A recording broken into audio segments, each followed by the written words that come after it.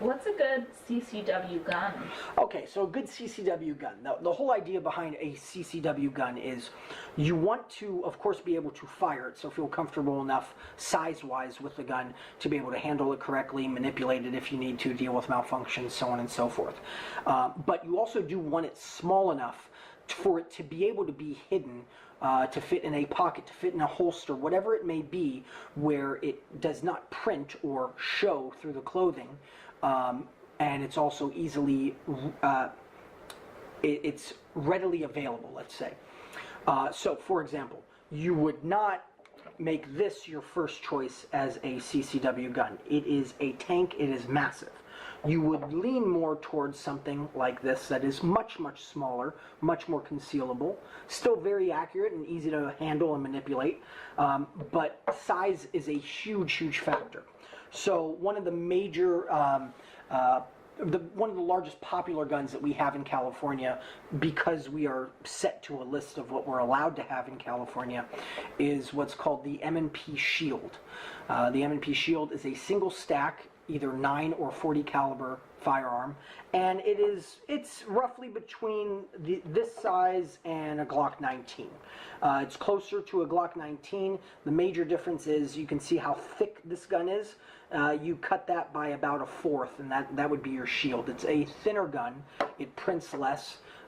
It's a good shooting gun, and about 80% of my CCW students at the moment either have that as their main carry gun or one of their 5 that they're allowed to put on their permit. What is a good protective gun to keep at the home? Okay, so a good home defense gun. I always suggest, like I said in the beginning, a larger, heavier gun.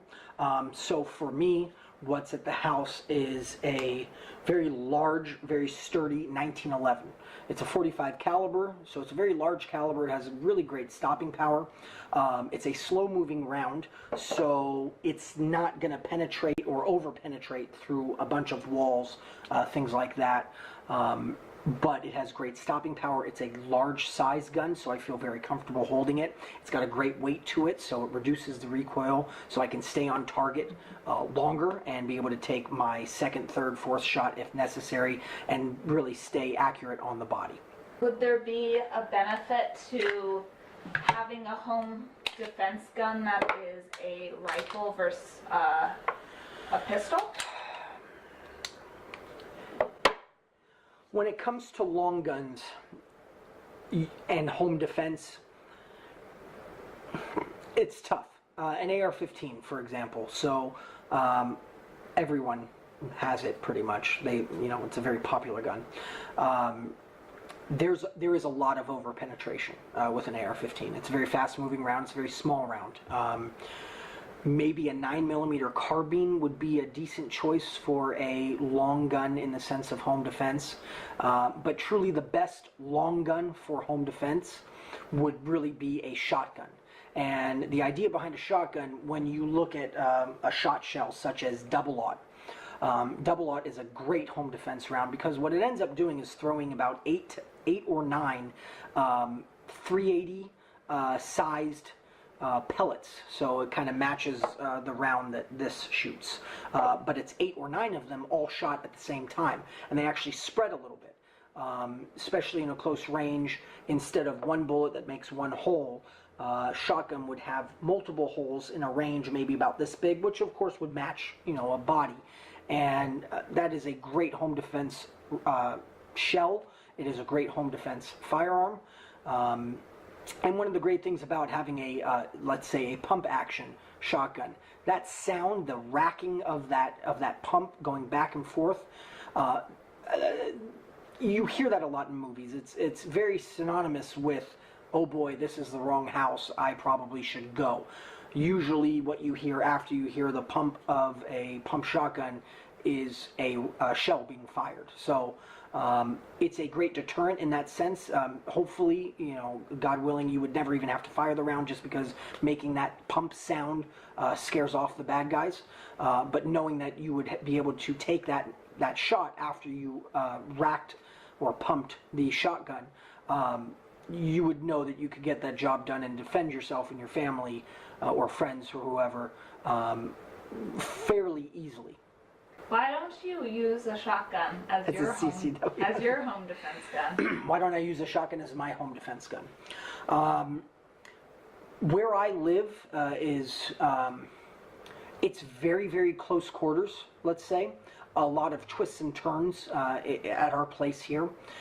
So a shotgun going around a door, going around a corner, it would give me away. It would be very hard to move through a house with a long gun.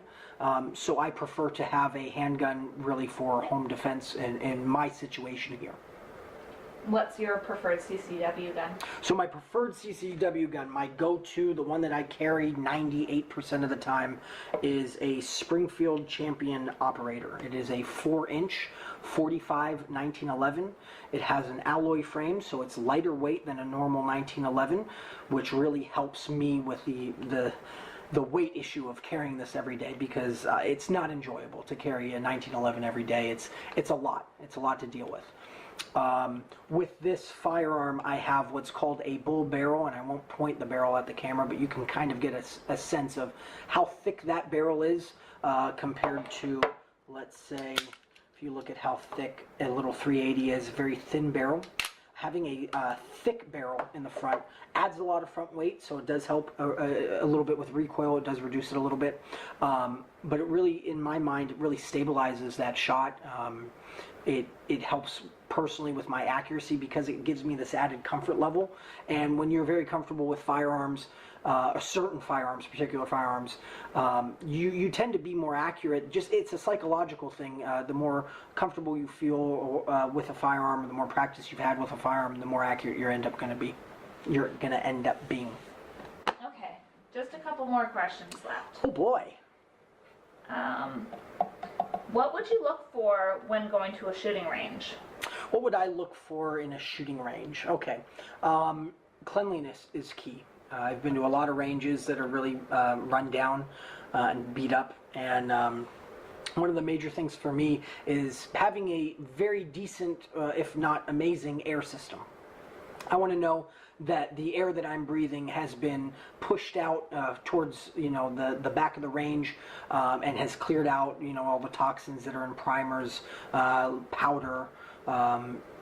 A lot of that stuff I don't really want to breathe in quite often, so I would look for a range that has a HVAC system with what's called a laminar flow, which is a wall of air being pushed down range, pushing all of the bad air down the range and recycling or bringing in clean new air.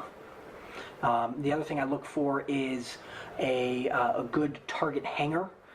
There's a lot of great stuff out there that are state-of-the-art. I really enjoy having target hangers that actually spin, so I would know that I would shoot when the target's this way, and when it rotates, I do not shoot. That helps with a lot of training in my eyes for that. Another thing I look for is length of the range. I really do enjoy going to longer indoor ranges. Of course, I would love to be able to shoot outdoors. In Ventura County, we don't really have any outdoor ranges here, so we're kind of stuck with indoor ranges.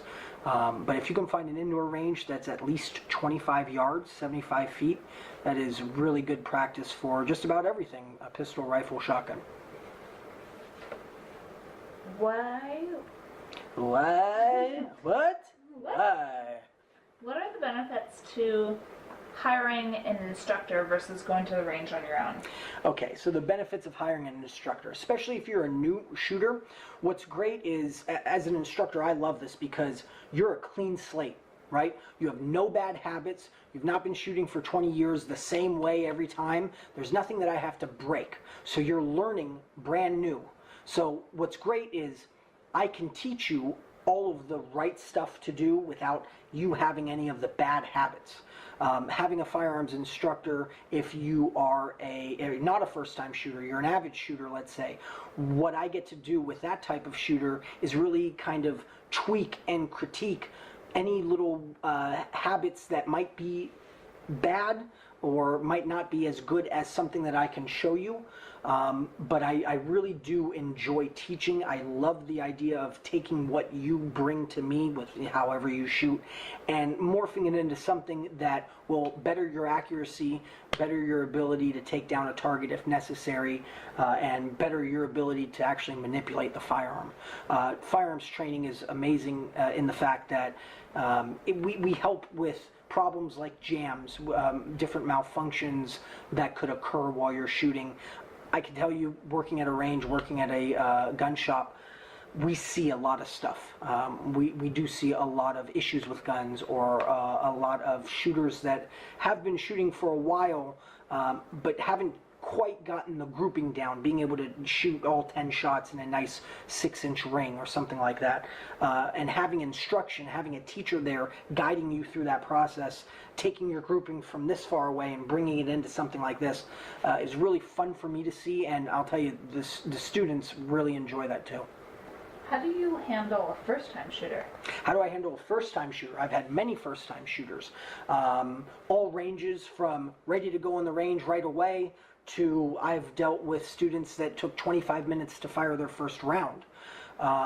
Patience is key when it comes to dealing with a first-time shooter.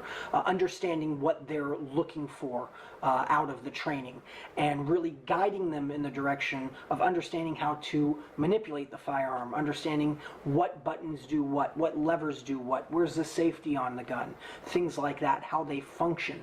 Understanding that at a base level really helps a new shooter get into this world comfortably, safely, and enjoying it. Is there anything that you would want a first-time shooter to know before coming in? The only thing I would tell a first-time shooter before they come in is more clothing-based. Make sure you wear closed-toed shoes. For women, make sure you're not wearing a very low-cut shirt. And the reason behind this is, when you're firing a semi-automatic, there are shell casings that are coming out of the firearm, and those shell casings can be and are very hot. And we've had many instances in ranges that I've been with where a casing has gone down the shirt, even with men, and down the back of the shirt or the front of the shirt, it doesn't really matter. And all of a sudden, that is scalding hot on your skin.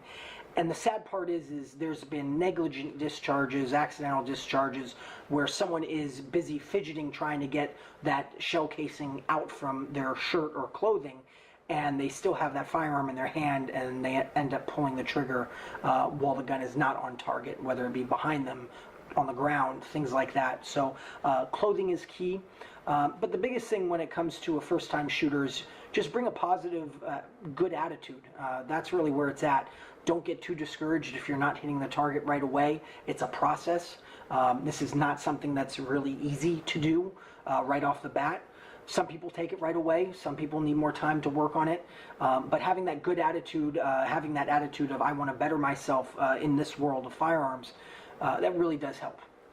Can I bring a photo of an X to the range to shoot at? We will not accept it at our range, and many other ranges will not accept that either. There are people that bring in drawings or caricatures, and that's kind of a gray area. But most of the time what you're going to see at a shooting range is there's zombie targets, there's a hostage situation, but again, these are all drawings. There's no likeness of any certain person. It's not something to do. Leave that up to training in a simulator where you have a video of actual people moving around and you're taking shots on them. But don't come into a range and bring a photo. It doesn't sit well with a lot of the employees there. Would you recommend wearing a like a scuba suit, because that covers your head and goes all the way down, so there'd be no risk of... So I see where you're going with this, and truthfully, a scuba suit would be the most ideal. That actually would be the best thing to wear. Would I ever see that? I don't think so. You can move in it. Would you be made fun of? There's a chance. Can you move in a scuba suit? Not really, though. Yeah, you swim. Well, yeah, sure. Are you swimming in a range? I'm saying versus like an astronaut suit where you're all protected. Okay, but that's just ridiculous, though. your range of motion You know what I mean? is limited. But your range of motion with a scuba suit is also somewhat limited. And you make a lot of noise, wouldn't you? That whole squeaky sound, I mean... That's only one lead.